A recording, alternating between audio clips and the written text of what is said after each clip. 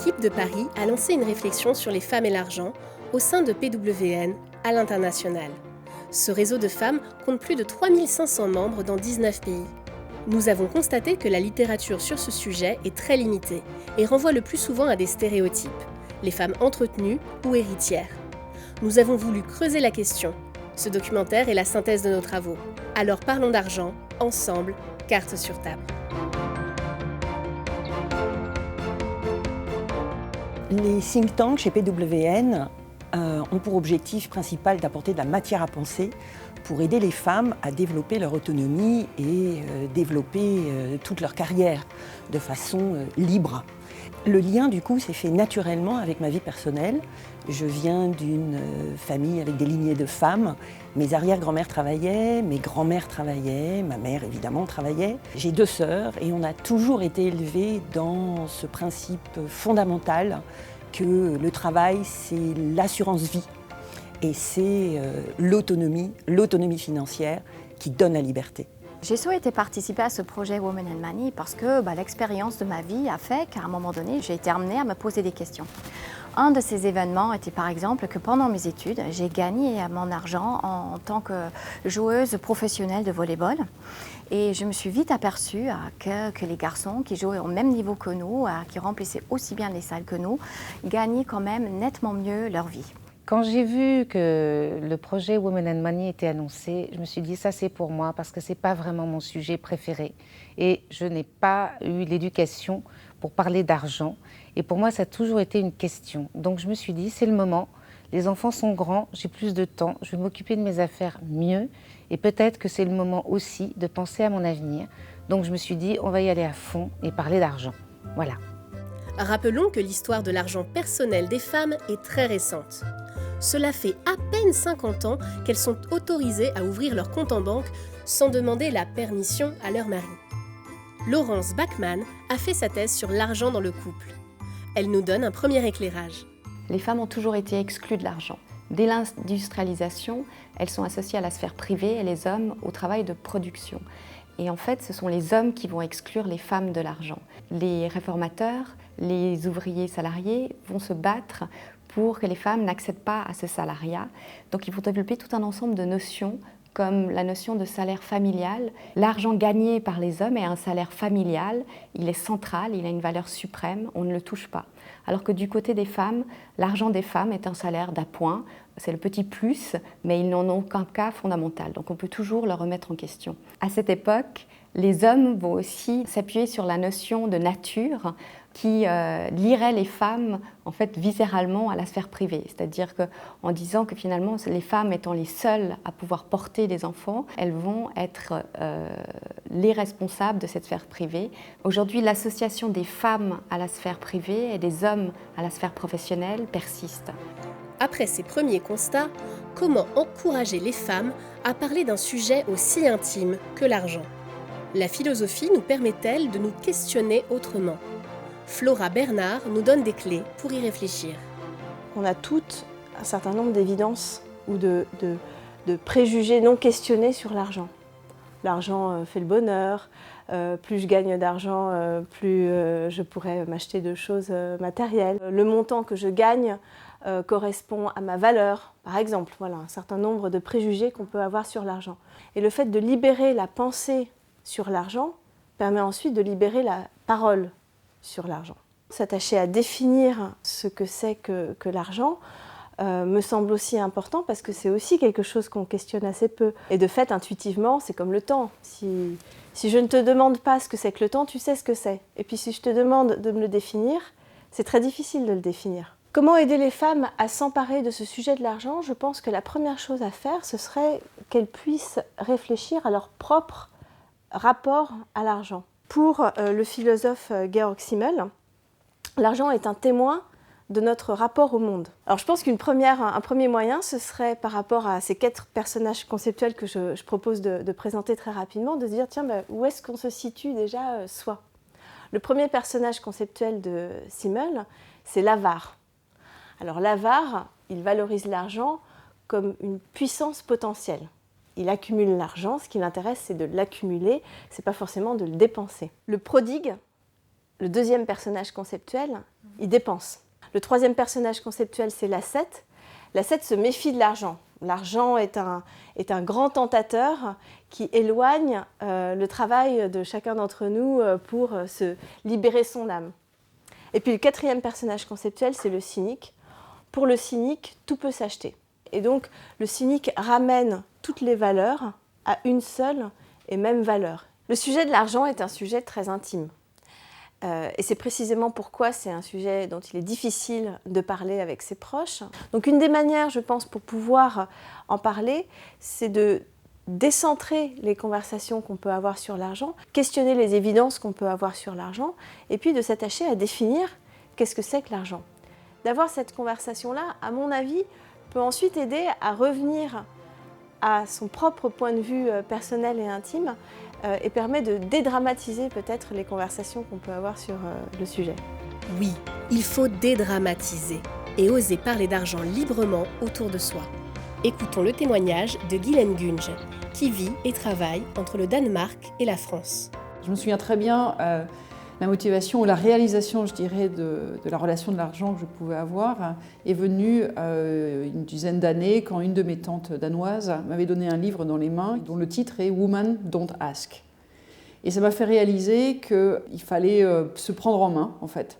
Et même si j'avais toujours une conception d'un certain niveau d'égalité entre hommes et femmes, etc., parce que de fait de mon éducation, j'ai jamais ressenti de différence entre mes frères et moi. J'ai tout d'un coup réalisé que je posais pas forcément cette question, que j'exposais pas forcément ce dont j'avais envie et que je ratais certainement quelque chose. L'ONU montre que seulement 1% des richesses mondiales appartiennent aux femmes. Un chiffre ridiculement faible au regard du travail quotidien qu'elles effectuent. Pourtant, au cours de leur carrière, les femmes gagnent de l'argent et devraient pouvoir se constituer une épargne pour elles-mêmes. Françoise Neige nous explique pourquoi leurs relations avec les banques sont si complexes. J'ai eu l'intuition que les femmes avaient une approche différente de la gestion de leur patrimoine, qu'elles avaient un rapport à l'argent qui était différent de celui qu'avaient les messieurs. Ce qui était le plus frappant, c'est que toutes ces femmes n'étaient pas très à l'aise dans leur relation avec leurs banquiers. Alors c'est vrai que la banque, c'est encore beaucoup un monde d'hommes, et les femmes, quasiment toujours, se sentaient pas bien comprises, avaient l'impression qu'on ne les écoutez pas. Depuis une période très récente, les femmes ont envie et surtout ont les moyens, ont la possibilité de gérer elles-mêmes leur patrimoine. Donc moi, je crois aujourd'hui qu'on ne peut plus exercer ce métier de conseil en gestion de patrimoine sans s'adresser à des femmes qui, clairement, aujourd'hui, ne sont pas forcément satisfaites de leur relation avec leurs banquiers, parce que je crois que les banquiers ont encore aujourd'hui beaucoup des codes qui sont des codes masculins, parce qu'ils projettent leur propre rapport à l'argent dans leur relation avec leurs clientes. Les femmes sont prévoyantes, elles se projettent dans la durée. Donc elles attendent vraiment qu'on les conseille et qu'on les accompagne dans la durée, en faisant des simulations à long terme. Ça, c'est une chose importante. Elles ont envie de transmettre, elles souhaitent transmettre leur patrimoine à leurs enfants. Et donc, elles ont souvent des difficultés à mettre le curseur au bon endroit entre leur souci de prévoyance, c'est-à-dire de financer à très long terme leur train de vie, de payer leurs impôts, et puis ce souci aussi de transmettre de son vivant. Donc elles ont vraiment besoin qu'on les aide avec des simulations chiffrées, avec des planifications financières. Elles ont besoin qu'on communique, elles ont besoin de comprendre. Les femmes ont besoin d'avoir les clés et de bien comprendre pour pouvoir faire confiance. Moi, j'ai le sentiment que pour les hommes, l'argent est quand même souvent synonyme de pouvoir, de puissance, de reconnaissance sociale. Pour les femmes, j'ai le sentiment que l'argent représente plus la sécurité et le bien-être de leur famille. Et d'ailleurs, souvent, les hommes sont plus prêts à prendre beaucoup de risques pour gagner de l'argent rapidement, alors que les femmes vont plus être dans une attente d'un rendement régulier dans la durée, avec un risque qui va être maîtrisé, qui va être contrôlé, qui va être mesuré. Regardons l'évolution des cours en dollars des grandes classes d'actifs depuis 1969. Ce qui est très intéressant, c'est de voir que les actifs peu risqués, ils évoluent de manière très très régulière, sans à-coups. Mais voilà, entre 69 et 2015, voilà où on se situe, on n'a pas gagné grand-chose. Là, on a des actifs qui sont beaucoup plus volatiles, mais sur longue période, regardez, l'écart de gain, il est quand même très très sensible. Je trouve que là, on résume très très bien ces trois notions de liquidité, de risque et d'horizon d'investissement. Donc ce graphique, il faudrait toujours l'avoir en tête quand on fait des investissements parce qu'à mon avis, il est vraiment, vraiment essentiel. Je trouve que les femmes, et nous toutes, on n'a pas assez confiance en nous. On n'a pas de raison de ne pas avoir confiance comme ça. Vous savez, j'ai été frappée, il y a une étude de la BPI, les résultats de cette étude étaient frappants. C'est-à-dire les femmes entrepreneurs, elles voient tout en plus petit que les hommes. Elles ont beaucoup plus peur de l'échec, elles lèvent moins de capitaux. Et bien ça encore, c'est un des nombreux symptômes de ce manque de confiance en nous qu'on a toutes, nous les femmes. Donc voilà, moi, ma fille, je voudrais lui dire d'avoir confiance en elle, d'oser. Je pense qu'être une femme est un grand atout et il faut qu'elle en soit bien consciente. Certaines femmes ont pris conscience de l'importance de bien gérer leur patrimoine. Roberta Toniolo nous fait partager son expérience d'investisseuse avisée. I have to say that in a certain point of my life, my relationship with the money changed dramatically. And if you want, the opportunity was important but stupid. I always was not very interested in manage money, just more interested in spend money, and let before to my parents and then to my husband to manage my money, the money that I had and was part of my benefits. More or less 20 years ago, I entered in a big American corporation and part of my salary was with a stock option. So I become conscious at the moment that I can do something different. So I started to say, okay, I have a stock option because the company give me stock option. I can also invest a part of my salary in stock, and I started to have a completely different relationship with money. So starting from this point on, I become conscious of what I want to have, what I want to achieve, how to manage my money, and having then direct contact with the bank, decide where and when invest, discussing with the banker what to do, what not to do. I have to trust on the people that give me advice, but it's something where I am interested very deeply, so not only spending, but also investing now. Bien gérer son argent, ça s'apprend. Nous sommes allés interroger Sandrine Kilissi pour qu'elle nous donne des conseils précis. Elle nous dévoile les règles d'or à suivre. Les femmes, c'est vrai, manifestent une certaine appréhension vis-à-vis de leur banquier et vis-à-vis de la banque privée en général. Il faut dire que le milieu de la finance est quand même un milieu assez masculin. Alors, fort de ce constat, nous avons décidé d'organiser un certain nombre d'événements, surtout des ateliers, dont l'objet est d'informer les femmes sur tout ce qui a trait au milieu de la finance et à la gestion de patrimoine. Pour une femme qui veut placer des capitaux financiers, en premier lieu, il faut d'abord commencer par définir ses objectifs, définir ses besoins, définir son rapport au risque, en matière de finance c'est très important, mais également définir son horizon de placement. Une fois qu'on a défini tout cela, il va falloir déterminer la manière dont on va structurer son capital. On va devoir tout d'abord déterminer quel est son capital de court terme, celui qui va financer les besoins en train de vie, le paiement des impôts, les dépenses courantes. Ensuite, déterminer la part de ce capital que l'on va vouloir placer dans un horizon plus moyen terme, c'est ce qu'on appelle le capital de réserve, qui va pouvoir servir à pourquoi pas financer une acquisition immobilière ou bien les études des enfants. Et enfin, déterminer la part du capital excédentaire, qui est un capital beaucoup plus long terme et dont l'objet ici va être de constituer ce que l'on va transmettre aux enfants ou tout simplement constituer sa future retraite. Et là, vers quoi va-t-on aller ? Vers un plan d'épargne en action, vers une assurance vie qui allie le côté long terme et également transmission. Est-ce qu'on reste en compte titre ? Donc là, tout ça va dépendre des objectifs que l'on aura préalablement définis. Donc si je suis face à moi quelqu'un qui a un profil prudent, on va rester sur des placements de type obligataire, très sécuritaire. Maintenant, si j'ai un profil de risque un peu plus équilibré, donc là, on va essayer de faire une balance entre la partie obligataire et la partie action. Et puis, pour un capital, par exemple, de long terme, on peut se permettre de prendre un peu plus de risques, d'avoir un profil un peu plus dynamique. Et dans ce cadre-là, on va privilégier une allocation action. Ce qui me paraît très important, c'est qu'il ne faut jamais investir sur un produit financier que l'on ne comprend pas.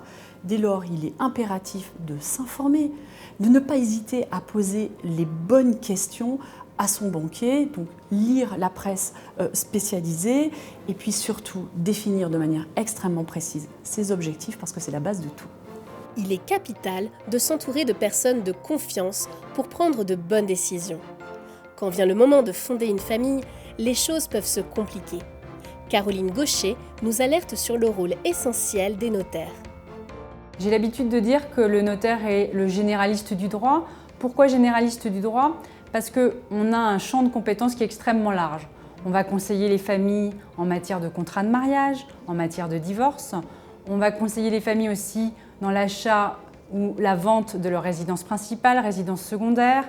Est-ce qu'il faut constituer une société civile ou est-ce qu'on achète en direct ? On conseille aussi les familles en matière de transmission du patrimoine, les donations, quand on anticipe, les successions, les rédactions de testaments.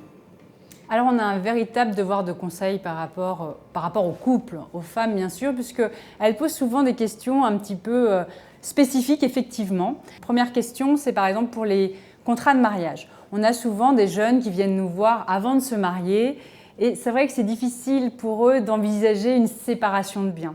Les femmes souvent veulent un régime communautaire, que tous les biens soient communs, donc tout ce qu'on va acheter après le mariage soit dans la communauté.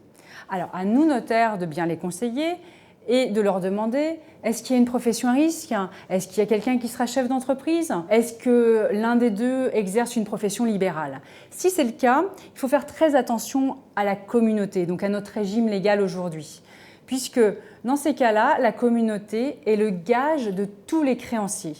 En fait, avoir un bon contrat de mariage, c'est quoi ? C'est savoir se protéger des créanciers, savoir se protéger en cas de divorce, mais c'est aussi savoir protéger l'autre en cas de décès. C'est tout ça un bon contrat de mariage. On a souvent l'impression qu'un acte notarié, c'est un contrat type, que tout le monde a le même acte notarié. C'est pas vrai. Il y a des matières juridiques où le sur-mesure est possible, notamment en matière de contrat de mariage. Nous, notaires, nous devons poser les bonnes questions pour que chaque couple ait le bon contrat de mariage. Il faut vraiment venir avec les bons objectifs, dire au notaire voilà ce qu'on ressent, ce que l'on veut, et au notaire de traduire juridiquement. On fera ainsi de manière complètement différente pour des familles recomposées et des familles non recomposées, pour des familles où il y a un patrimoine important avant le mariage et ou des familles qui n'ont pas de patrimoine avant le mariage, à nous de nous adapter. En matière de donation et d'anticipation de la transmission du patrimoine, on peut avoir deux typologies de femmes très différentes. On a des femmes qui ne peuvent pas donner, parce qu'en fait, il y a un peur de manquer dans l'avenir.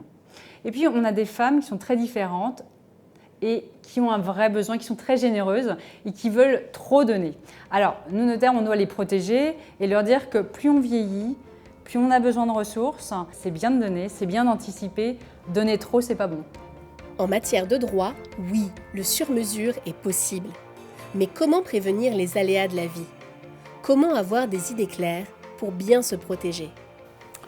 Okay, I work all night, I work all day, I pay the bills I have to pay, ain't it sad?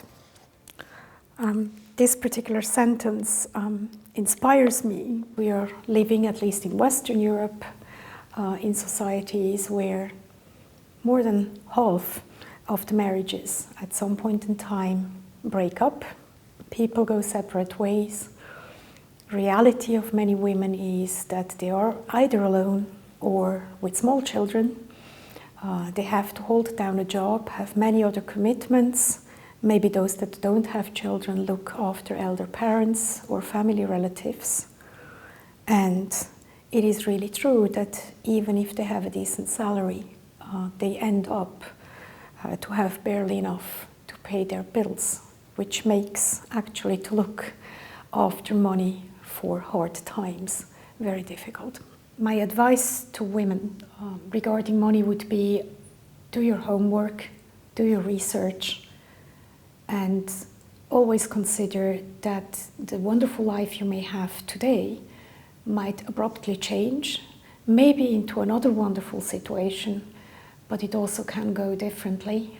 So make sure that you know what you talk about when you speak about money, and especially what are the provisions that you made for yourself. la retraite est un vrai sujet d'actualité. Parlons avec Pascaline Lebert de Prévoyance. À partir de quel âge faudrait-il commencer concrètement à épargner ? Alors, ce qui est important d'abord en matière de retraite, c'est de ne pas oublier que la rémunération d'aujourd'hui et la rémunération tout au long de sa carrière est importante et va conditionner la rémunération de la retraite. Une autre approche d'une amie, expert comptable, a été de dire que lorsqu'elle a fait le calcul pour elle-même de différentiel parce qu'elle avait eu pris des congés parentaux, parce qu'elle avait été pris un temps partiel et malheureusement un divorce, elle avait en global perdu 5 à 7 années de salaire.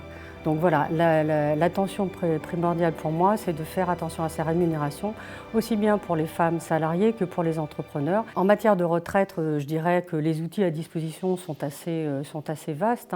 C'est par une étude personnalisée à un moment donné, en fonction de ce qu'on a, de ce qu'on a fait et de ce qu'on veut, qu'on peut à ce moment-là choisir les différents outils financiers qui sont à notre disposition, que ce soit de l'assurance vie, que ce soit les contrats retraite Fillon, plan d'épargne retraite populaire ou Madelin, ou un achat immobilier pour retirer des revenus par des loyers, etc. Vraiment, on a toute une panoplie. Pour faire simple, je dirais qu'il est raisonnable de commencer à penser à sa retraite à partir de 35 ans. Pourquoi ? Parce qu'en matière de retraite, justement, le temps est notre ami. Et plus on investit tôt, même pas beaucoup, mieux c'est. En sous-bassement, toujours, le projet de retraite doit toujours être un projet à terme pour lequel on doit s'habituer dans sa tête à consacrer entre 5 et 10% de son salaire annuel. Je pense que pour une femme, il est très difficile de se projeter parce que du fait qu'elle veut être une bonne mère, une bonne épouse, une bonne fille, elle pense à beaucoup de choses et elle oublie de penser à elle-même. Ça, c'est un premier point. Le deuxième point aussi, c'est que la femme n'aime pas beaucoup amasser pour amasser. C'est quelque chose qui ne l'intéresse pas. Donc ce qui est important pour elle, c'est d'avoir des projets concrets, qu'elle puisse illustrer ce que j'appelle un petit peu les projets de vie. Alors elle arrive à se projeter plus facilement parce que ça devient concret et ça porte du sens. Je pense que pour les femmes, le sens est très important dans la façon dont elles vont pouvoir utiliser leur argent. Je pense que mon métier, c'est d'aider les femmes justement à prendre conscience de leur situation, à prendre conscience de leurs risques, mais aussi à éteindre leur anxiété. Il est plus facile de gérer nos ressources lorsque nous avons un objectif à atteindre bien défini. En revanche, attention, la famille à géométrie variable peut avoir un impact sur la retraite et la succession. Voici le témoignage personnel de Martine Van Vent. Alors ce qui est clair, c'est que moi je l'ai vécu, la famille recomposée, c'est très particulier. Ce que disent les notaires, et je trouve que c'est très intelligent, c'est qu'il faut vraiment avoir tout réglé de la façon la plus propre que possible quand on se remarie et qu'on a des enfants de 2 lits ou même des enfants d'un côté et pas de l'autre. Ce qui est très compliqué sur les familles recomposées, c'est les relations qu'on peut avoir avec ces beaux enfants. Quand il y a une famille recomposée, il y a forcément un contrat de mariage. Aujourd'hui, je gagne plus d'argent que mon mari et je pense que j'ai un patrimoine qui est tout aussi important que le sien, voire plus gros. Le jour où je vais décéder, mes 2 beaux enfants ne toucheront rien. Alors que ma fille va tout toucher. Donc elle va toucher 1/3 de son père et la totalité de moi. Et je sais que ça va lui poser un problème parce qu'elle considère que c'est injuste. En cas de divorce, la pension de réversion, si une des personnes a eu 2 conjoints, elle est partagée entre les 2 conjoints au prorata du temps de mariage. Et c'est très intéressant parce que j'ai une tante qui avait divorcé, qui était restée mariée très très longtemps, et elle a eu une pension de réversion supérieure à la pension du divorce parce que l'autre femme était restée très peu de temps avec son ex-mari, et donc elle était ravie sur tous les plans. Je trouve ça très marrant. Pour éviter les mauvaises surprises, il est nécessaire de bien connaître la loi et ses propres droits. En Pologne, l'équipe locale de PWN a mené son enquête. Jowita Bukowinska nous décrit le comportement des femmes polonaises. The official data in Poland says that the differences between men and women's salary is less than 10%. The situation of women in Poland is similar to women in the rest of Europe. However, there are some differences. For example, they don't take care of their spendings. Mostly they spend all of the money. They don't have assets in their personal name. And less than 1/3 thinks about retirement and has some security for the future. It is important to have financial assets on their own and don't rely on a partner or anything. You have to take care of yourself and take care of your finance. Money means independence, satisfaction and security. Il faut encourager toutes les femmes, quel que soit leur âge, leur pays, leur culture, à faire un meilleur usage de l'argent pour préserver leur indépendance, leur avenir et leur liberté. Laurence Bachmann nous donne des clés. Le travail des femmes est légitime, mais il est sous condition, dans le sens que d'abord, elles doivent répondre aux responsabilités familiales. Par exemple, lorsqu'un enfant est malade, ça va être la première qui va ne pas venir travailler plutôt que le conjoint. Le salaire du mari est perçu comme beaucoup plus légitime que le salaire de l'épouse, cela même si la femme gagne plus d'argent que le conjoint. Et puisque les femmes ont toujours été exclues de l'argent, ça explique aussi aujourd'hui des comportements des femmes en entreprise qui ont de la difficulté à demander des augmentations à leur employeur. Ce geste n'est pas forcément légitime dans le sens que le couple femme et argent est fragile. Du côté des hommes, demander une augmentation de salaire est quelque chose qui va de soi, qui est évident, qui est valorisé d'ailleurs. Faire ce geste, c'est vraiment perçu comme quelque chose de tout à fait légitime. Du côté des femmes, elles sont associées à la sphère privée, donc elles vont être confrontées à ce qu'on appelle le plafond de verre. Donc elles vont pouvoir gravir les échelons, mais jusqu'à un certain point. Du côté des hommes, on parle d'escalier roulant. Et j'aime bien cette expression parce que ça montre vraiment le processus où des hommes qui ne demandent pas forcément à gravir les échelons vont être tout d'un coup nommés ou obtenir des promotions. Cela fait 50 ans que les femmes sont entrées en masse dans le salariat. Et pourtant, Ulrike Lehmann, ancienne sportive de haut niveau, nous raconte sa première confrontation avec les écarts de salaire entre les hommes et les femmes. Pendant mes études, je gagnais mon argent en tant que professionnelle de volley-ball. Et je me suis vite aperçue que les salaires qui étaient versés aux femmes étaient nettement inférieurs à ceux que touchaient nos homologues masculins. Les garçons avaient donc des salaires mensuels fixes plus importants que les nôtres, mais ils touchaient aussi des primes de match. Grâce à ces gains réalisés, ils ont pu investir dans des projets d'envergure, l'un notamment a acheté donc une plage sur la Croisette à Cannes, alors que moi, je débarquais dans ma vie professionnelle sans un sou devant moi. Autre point un peu plus drôle, si j'ose dire, c'est que par exemple pendant les tournois de l'été, les garçons gagnaient des chaînes hi-fi qui se vendaient très bien à la cité universitaire, alors que nous gagnions des aspirateurs. Alors, beaucoup plus difficile à vendre. Aujourd'hui, les choses ont-elles évolué ? On constate encore jusqu'à 20% d'écart de salaire en moyenne. Nous avons demandé à Viviane de Beaufort comment les choses se passent pour ces étudiantes diplômées. Comment pourrions-nous mieux armer nos filles ? J'ai réalisé il y a 2 ans maintenant que les Miss, si diplômées soient-elles et sortant souvent majeures, dès le premier job, se retrouvent avec des propositions de moins de 15%. Cherchez l'erreur. Donc oui, ça veut dire que même sur cette génération que je pensais affranchie de ces questions, il y a un vrai sujet. Cette année, on a fait un pilote avec un coaching spécialisé sur la négociation salaire-carrière. Et l'enjeu, c'est de le déployer sur toutes les diplômables qui sortent. Et j'espère qu'au moins, cette partie du problème, qui est un problème d'individu, va être réglée. Après, il y a la question du système et de la manière dont elles envisagent que c'est normal de présenter un salaire de l'ordre de 15% de moins. C'est un autre sujet important. Nous devons être toutes très vigilantes dans la négociation de nos augmentations de salaire et de nos demandes de promotion.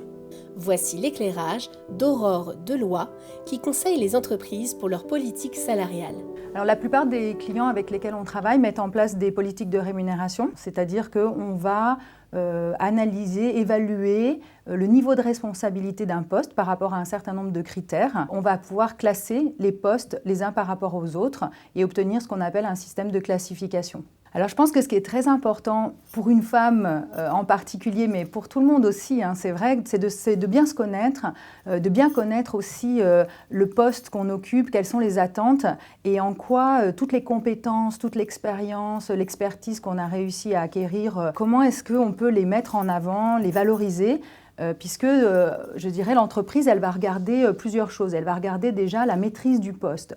Dans quelle mesure la personne, le titulaire, ou bien sûr là on parle des femmes, réussissent à mettre en avant les compétences, l'expertise qu'elles ont acquis au cours de leur carrière. L'entreprise va aussi, leur manager, va regarder la performance durant l'année.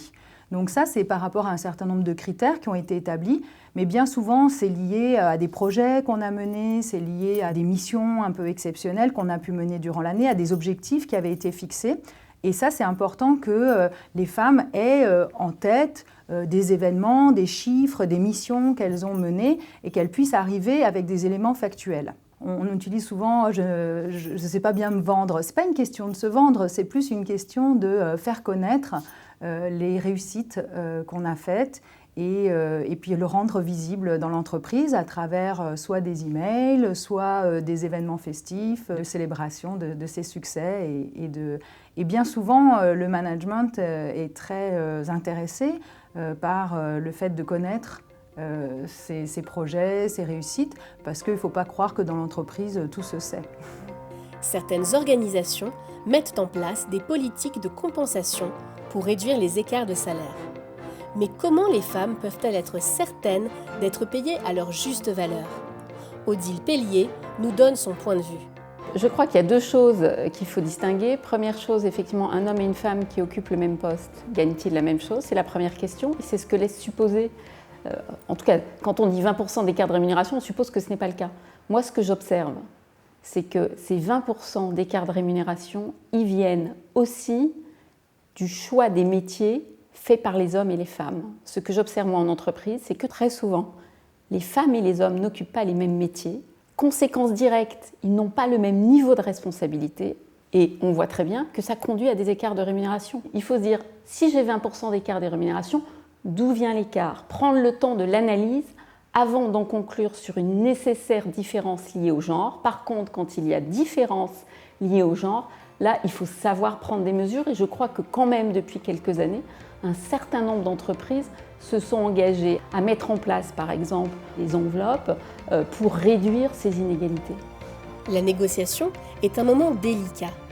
Les conseils d'Odile Pellier nous seront utiles pour obtenir le salaire souhaité. On aimerait être reconnu sans avoir à le demander.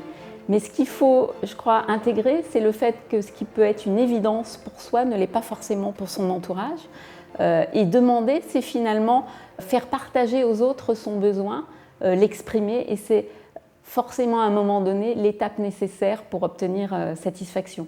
Pour le faire, ça nécessite de se préparer, on l'a vu, rechercher des informations sur les pratiques du marché, mais pas seulement, avoir pleinement conscience de ses réalisations, de ses projets, réfléchir à ses objectifs, à sa demande, à ses arguments. Il ne s'agit pas de se plaindre d'un niveau de rémunération qu'on considérait comme insuffisant, mais bien évidemment d'exprimer une demande, donc un souhait, un besoin, avec des arguments à l'appui, mais rester à l'écoute.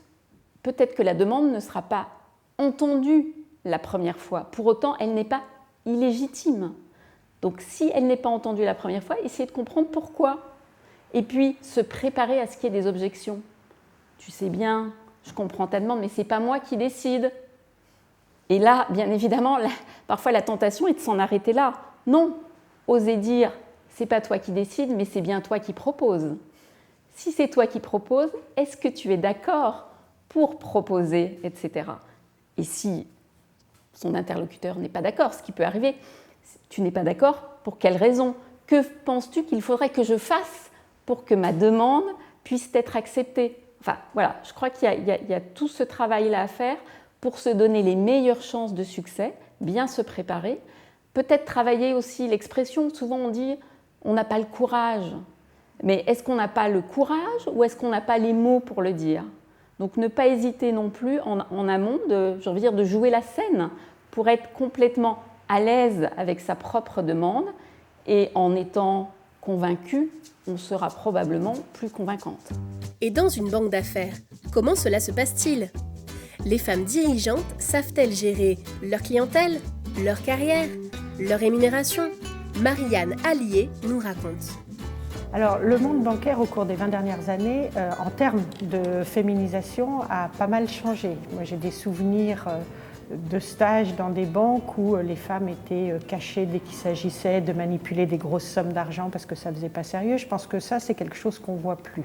On a quand même cette montée du nombre de femmes dans le monde financier, y compris à des postes de responsabilité. Il est vrai que quand on va à des séminaires ou qu'on est invité à des déjeuners dans le monde professionnel, les femmes sont en forte minorité. Il m'est souvent arrivé d'être la seule femme à des déjeuners ou d'être très minoritaire dans un monde où ils sont tous habillés en costume cravate noir et bleu marine. Dans l'asset management, nos clients peuvent être à la fois des femmes et des hommes. Il n'y a pas forcément de différence parce que les femmes sont aussi techniques que les hommes ou aussi peu techniques. Et puis, on va trouver des femmes compétentes et des femmes incompétentes, un peu comme chez les hommes. Donc, je ne dirais pas qu'il y a une grosse différence de façon d'aborder. C'est probablement plus l'extra-professionnel sur lequel on voit une différence, où typiquement, c'est compliqué de ne faire des invitations qu'au foot et au rugby quand vous invitez vos clients et que vous avez des clientes, parce que, même si c'est un peu cliché, les femmes, a priori, ont moins d'intérêt à aller voir un match de rugby ou de foot que les hommes. Il faut qu'on ait des femmes au poste de responsabilité, c'est-à-dire que ce n'est pas quelque chose qu'on impose, mais qui est plus de dire, voilà, vous êtes une femme, vous avez envie d'avoir accès à ces postes-là, qu'est-ce qu'on peut faire pour vous aider à y arriver, quels sont les codes, qu'est-ce qu'il faut faire, qu'est-ce qu'il ne faut pas faire, comment on se comporte.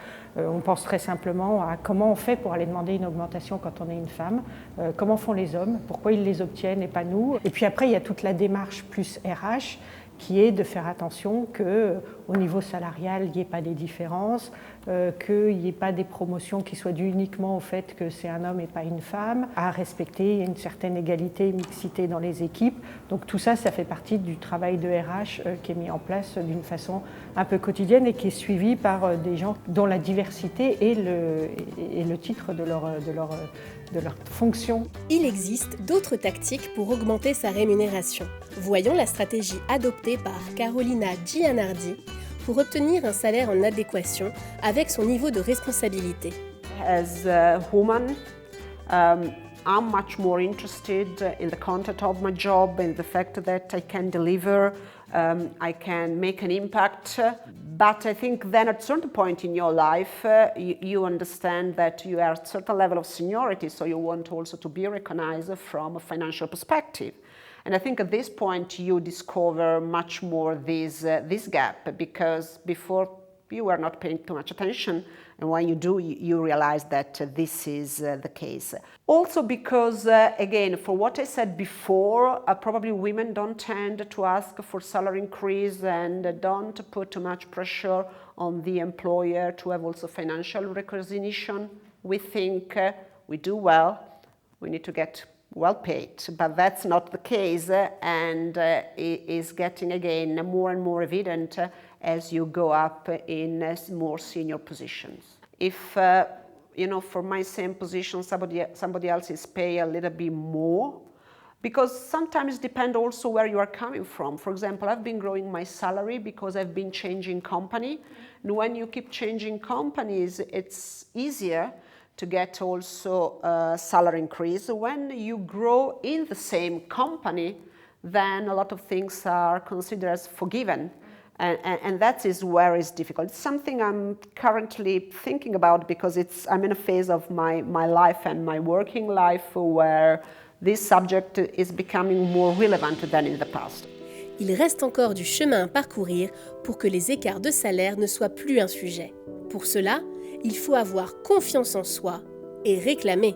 If I could suggest to women is to never give up about earning the same as men. We deliver also more than men. We work also more efficient than men. Not many hours more, but much more efficiently because we take care also of our children and of our families. We should fight to obtain an equal salary with men, above all in the same positions, and be bold and also always ask for promotion and feel secure, feel self-confidence, because our culture has been a masculine and macho culture for too long, and we have to change the culture now and together. La création d'entreprises peut être une alternative au salariat. Sonia Richardson témoigne de son changement de carrière en passant du statut de salarié à celui d'entrepreneur.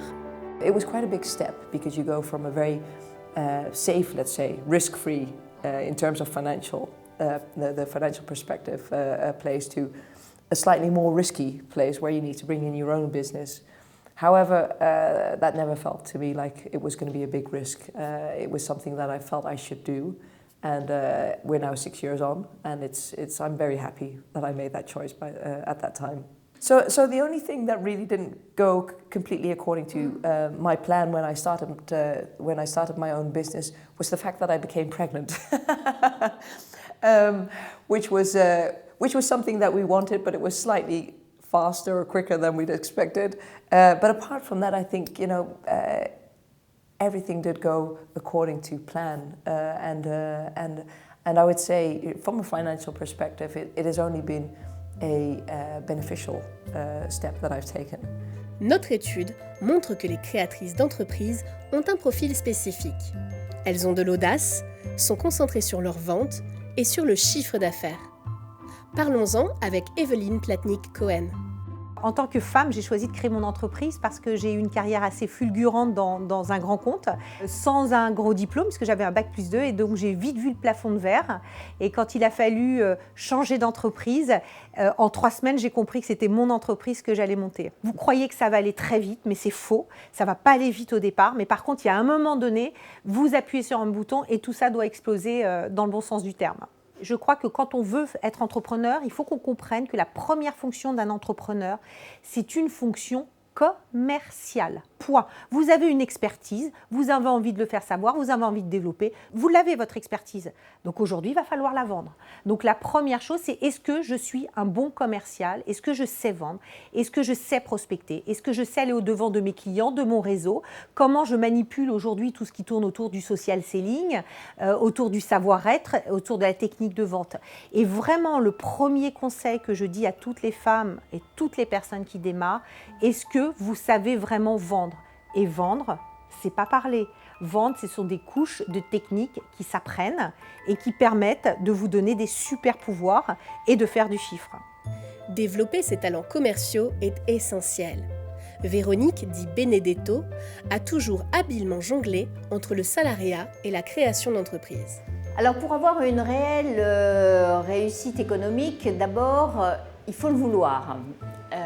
Parce que parfois, j'entends des personnes, d'ailleurs hommes ou femmes, qui peuvent être en mode un peu négatif ou plainte, et je ne sens pas chez ces personnes une vraie envie, avoir faim. Moi je dis toujours à mes enfants, il faut que vous ayez faim, il faut que vous vous sentiez dans une contrainte et que ça vous donne envie justement d'aller plus loin. Mais il faut absolument ouvrir son horizon sur d'autres possibilités. Ce que je dis aussi toujours, c'est l'argent, c'est une énergie qui doit circuler. Moi, toute ma vie, dès que je sentais que ça ronronnait un peu, je me remettais en danger en prenant de nouveaux défis et de nouveaux challenges. J'essayais toujours d'apprendre.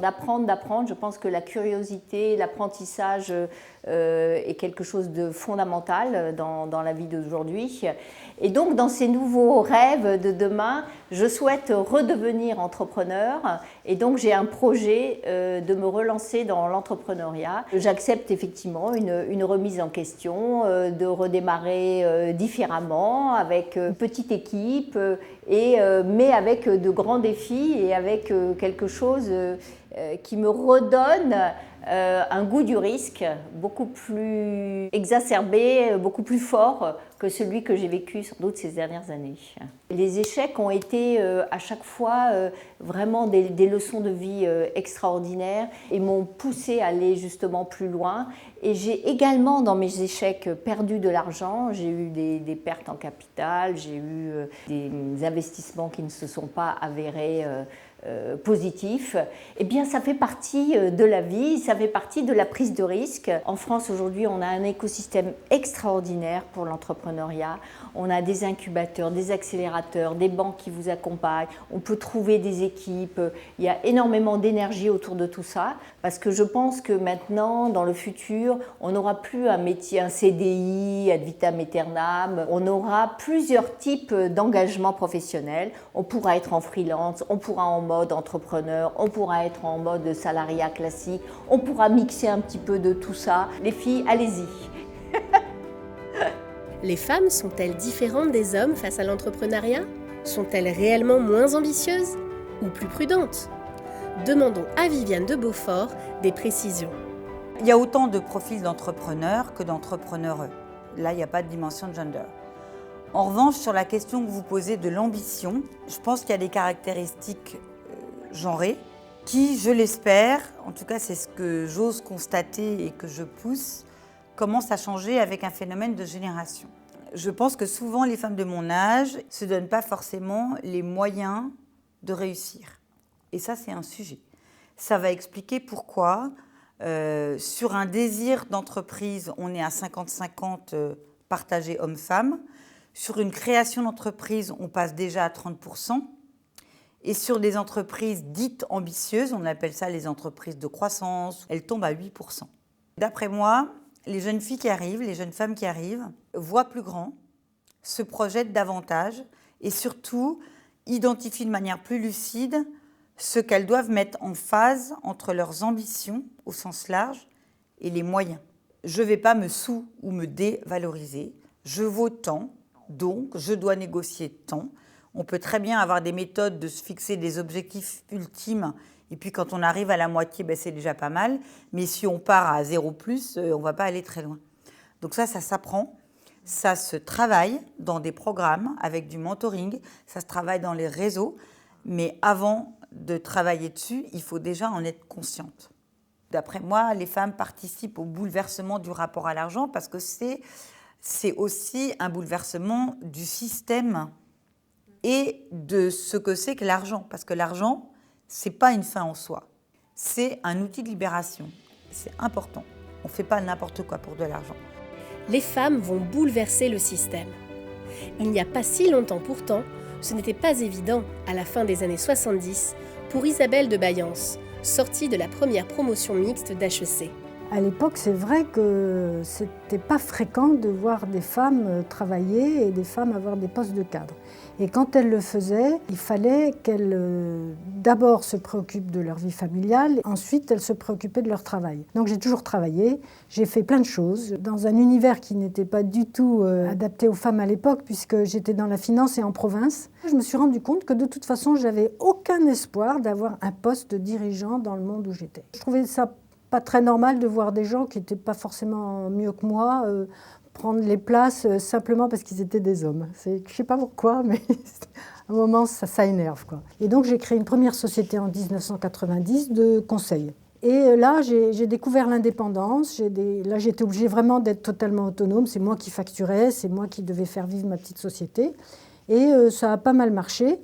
Mais j'ai toujours souffert en fait de ne pas être opérationnelle, parce que quand vous êtes conseil, vous n'êtes pas opérationnel. Et donc je me suis dit, il faut absolument que je prenne des parts dans le capital des jeunes entreprises. Et j'ai monté mon premier fonds d'entrepreneurs, qui était un fonds qui associait des chefs d'entreprise, qui était là pour financer et accompagner des jeunes entreprises. C'était un mouvement naissant, mais qui allait persister, et qu'il fallait absolument qu'il y ait des gens pour financer, des petits fonds pour financer ces entreprises naissantes. J'ai réussi à convaincre mes investisseurs parce que ça correspondait à l'époque, c'est encore maintenant, à un vrai besoin.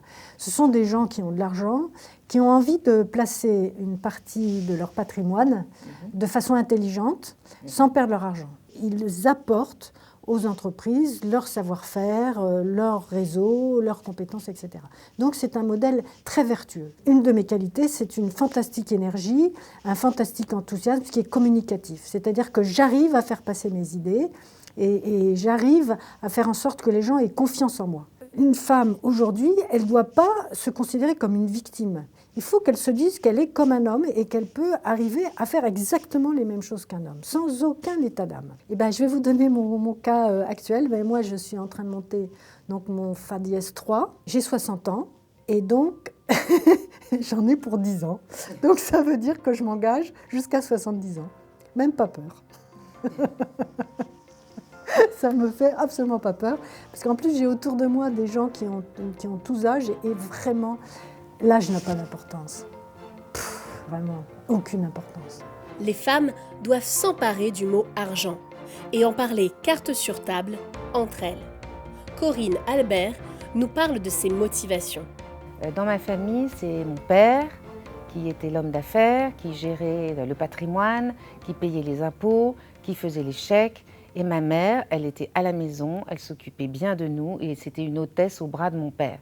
Donc pour moi, déjà de faire des études supérieures, de gagner de l'argent, c'était extrêmement nouveau. Et en plus, le placer, le faire fructifier, c'était pas un rôle de fille. Donc aujourd'hui, pourquoi j'ai voulu participer à notre think tank Women and Money, c'était pour enlever ces tabous, essayer de sortir de cette éducation extrêmement classique et me prendre en charge, me prendre en main et prendre mon destin en main pour être un modèle pour mes filles. Les femmes doivent mieux s'informer et se former pour bien gérer leurs revenus et leur patrimoine. Mais attention, Laurence Bachmann nous alerte. Les entreprises et la société doivent s'impliquer à leur côté. Il s'agit pour les femmes de sortir de l'illusion d'égalité, où la plupart des femmes sont convaincues qu'on est arrivé à l'égalité, qu'il n'y a pas de différence de traitement entre les hommes et les femmes. Donc ce premier pas, à mon sens, serait vraiment de prendre conscience de ces inégalités-là. Cette prise de conscience sur les rapports de pouvoir entre les sexes n'exclut pas l'amour, dans le sens qu'on peut aimer son mari tout en lui demandant, parallèlement, de faire un petit peu plus de ménage. Au même titre qu'on peut apprécier son employeur tout en lui demandant une augmentation. Ensuite, il s'agit à mon sens de cultiver des espaces d'entre-soi féminin, c'est-à-dire de pouvoir parler d'argent, mais de manière libre, c'est-à-dire sans la présence des hommes, pour que les femmes vraiment puissent prendre conscience de ce qui se trame autour des rapports sociaux de sexe et l'argent. Il me semble aussi que la prise de conscience, c'est une chose, mais elle doit aussi être suivie d'une action collective, c'est-à-dire que les femmes n'ont pas à assumer individuellement les discriminations qu'elles subissent. Il est important que les choses s'effectuent aussi au niveau législatif, au niveau institutionnel. On a toutes à gagner de cette prise de conscience et de cette action. Et maintenant, faisons le bilan. Qu'avons-nous appris ? Le programme Women and Money a changé mon rapport à l'argent. Je m'aperçois que je gère mieux mon argent. De la cigale qui dépensait tout son salaire, je suis devenue quelqu'un de plus raisonnable, qui fait des meilleurs choix. Je suis plus consciente et du coup, mes options sont plus satisfaisantes. Je ne m'étais jamais posé la question de mon rapport personnel à l'argent. Je me suis rendu compte que ce que j'avais entendu du message de ma mère et de mes grands-mères par rapport à l'autonomie, je l'avais vécu par le minimum. C'est-à-dire que j'ai toujours considéré qu'est-ce qu'il me faut au minimum pour vivre moi par rapport à mes besoins, pour vivre de façon autonome, indépendante de l'homme avec qui je partage ma vie, et qu'est-ce qu'il me faut au minimum pour élever mes enfants. Et j'ai toujours été dans le minimum. Alors qu'avec le programme, maintenant, je me rends compte qu'il faut que j'ose aller vers grandir, vers davantage d'argent et oser en fait envisager pour moi le maximum. Notre programme m'a permis de rencontrer des notaires, des banquières, des assureurs, de parler de retraite, de parler de placement, de mieux appréhender les perspectives de mon avenir. Voici, pour conclure, ce qui nous paraît essentiel pour avancer. Je voudrais partager avec les femmes deux choses. D'une part, notre obsession à vraiment essayer de rendre ce sujet plus fun, plus attirant, pour vraiment prendre la mesure de toutes les options qui s'offrent à nous et pour vraiment choisir les meilleures, celles qui nous conviennent le mieux. Et la deuxième chose, c'est que j'espère que ce film pourra contribuer à accompagner les femmes à joindre donc ce cercle vertueux qui dirait en quelque sorte « je gère mieux mon argent, je me sens plus en sécurité, j'investis mieux, je partage mes astuces, je me fais plaisir, je gère mieux mon argent, je me sens en sécurité, je me fais plaisir, ainsi de suite ». Je pense que c'est très important que ce film soit partagé donc à l'intérieur des réseaux, dans nos entreprises, avec les collègues, mais aussi que dans les entreprises, qu'il soit montré au DRH, au comité de direction, pour que collectivement on ait cet accompagnement et ce changement dans la société. Je voudrais partager avec les femmes que finalement l'argent c'est une matière à travailler. Et donc l'utiliser comme un projet, en faire finalement un but en soi. Pour aller plus loin, pour développer, apprendre à gérer, etc., on peut commencer à envisager de créer des clubs d'investissement, on peut envisager de se retrouver ensemble pour parler aussi collectivement des freins, des motivations qu'on a par rapport à l'argent. Je voudrais que ce film permette à toutes les femmes, nos filles, nos amis, nos collègues, de diffuser ce message que l'argent est quelque chose dont on doit parler et aussi qu'on doit prendre des risques et qu'on doit pouvoir gagner de l'argent et le dépenser et en profiter et atteindre nos rêves. Je pense que c'est ça le message. Il faut oser, mais y aller et agir. Préparons notre avenir, passons à l'action, en diffusant et en partageant ce film autour de nous. For me, Women and Money is all about you own your life.